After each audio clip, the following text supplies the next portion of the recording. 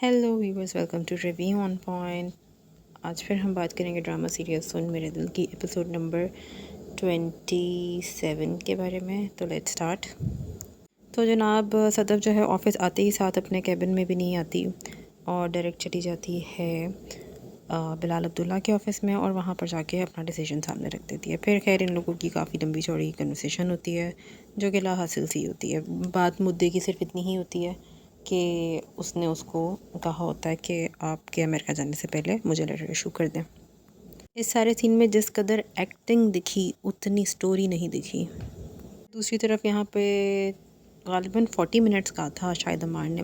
इतना टाइम गुजार कर जब वो अपने कैबिन में जाती है तो वहाँ से हमशा जा रही होती है और जब सदफ़ वहाँ पहुँचती है तो देखती है अपनी सीट पे बैठे हुए अमार को और फिर अमार को कहती है कि जाओ अपने कमरे में जाओ, जिसके ऊपर अमार अपनी इनसिक्योरिटीज़ का ज़िक्र करते हुए उसे बहुत फजूल बातें करता है। यही कहता है कि अब वो कमरा तुम्हारा हो जाएगा, मेरी ये जगह वापस आ जाएगी। ऐसा लगता है इस तरह की इसकी बातों से जैसे ये विक्टिम प्ले कर रहा है और बहुत ही मनहूस लगता है ये सब कुछ कहते हुए। खैर जनाब, बहुत ही फजूल बातों के बाद फिर एक भारी भरकम डायलॉग मारने की कोशिश करती है हमारी सदफ़ कि बाप के नाम से नस्ल चढ़ती है और शौहर के नाम से अगर घर ही चल जाए तो बड़ी बात होगी। डीप, मगर पता नहीं क्यों इस ड्रामे को देखते हुए कुछ भी अगर डीप हो तो वो डीप लगता नहीं है। खैर वो ऑफ़िस में सिर्फ बिलाल अब्दुल्ला से ही बात करने आती है, मेरा तो यही ख्याल है। और जब अमार उसकी जगह से नहीं हिलता तो वो कहती है कि अच्छा मैं घर जा रही हूँ, जब तुम घर आओगे तो मैं वहाँ से भी चली जाऊँगी। अमार जो है पहुँच जाता है दानिया के पास और फिर एक रिचुअल की तरह ड्रिंक दोबारा शुरू कर देता है। और जिस तरह से यार ये बंदी उसको पिलाती है, मतलब इतना वो कोई अजीब और क्रिंजी सा सीन लग रहा होता है ना, जिस तरह वो उसको बोतल से डाल के दे रही होती है, बहुत ही अजीब लगता है। दानिया ने भी दो वैसे बातें तो मुद्दे की हैं इस दफ़ा। पहली बात उसने ये की है कि अगर तुम उस पर शक करते हो तो उसे रखो मत, और अगर उसे रखना है तो उस पर शक ना करो।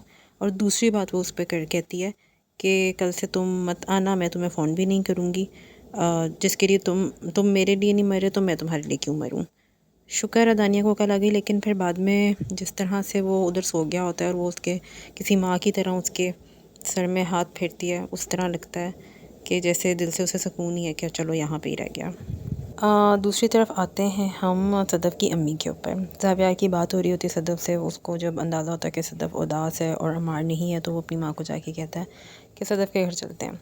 अम्मी खैर बेचारे ज़ाविया को पहले तो लेक्चर देती हैं कि लड़कियाँ ऐसे खुश नहीं होती।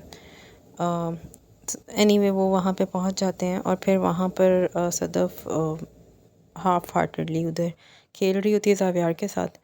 और फिर माँ उसे बुलाती है ज़रा इधर आना, और फिर उसको कहती है जो एक सौतेली माँ ही अपनी बेटी को कह सकती है कि तुम्हारा शौहर इधर है और लाहौर इधर है और तुम अपने शौहर को ना छोड़ना, और ब्ला ब्ला ब्ला ब्ला। एक दफ़ा वो रात बाहर रह गया तो फिर पता नहीं क्या क्या कुछ बोल रही होती है, बहुत ही फजूल। खैर माँ का कैरेक्टर बहुत इस ड्रामे में वैसे है कुछ भी ऐसा नहीं देखने वाला।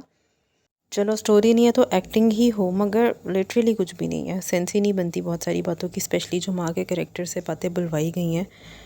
आजकल कौन करता है यार ऐसी बातें। एनीवे इस वाली एपिसोड में बेसिकली कुछ ख़ास हुआ नहीं है। और लास्ट एपिसोड में एक बात मैं कहना भूल गई थी कि जहाँ पर हमारी सारी बकवास कर रहा होता है, उसके ऊपर इल्ज़ाम लगा रहा होता है कि तुम्हारे दिल में अभी भी बिलाल अब्दुल्ला है एंड दिस एंड दैट, पता नहीं क्या क्या बोल रहा होता है। तो उसके ऊपर जब सदफ़ की बर्दाश्त ख़त्म होती है तो वो उठ के एकदम उसके ऊपर चीखती है। और फिर वो जो चीखने वाला सारा सीन था ना, समझ नहीं आया कि वो आखिर चीखी क्यों। ठीक है, गुस्से की हालत में या गम की हालत में उससे बोला नहीं गया, लेकिन बहन तेरे से चीखा भी नहीं जा रहा, तो तुझे चीखने की भी ज़रूरत नहीं थी। अगर सिर्फ इम्पैक्टफुल सीन बनाने के लिए डायरेक्टर ने ये माया अली से करवाया तो that was not a good idea. Anyway, subscribe the channel, share the video, like the video. Thank you.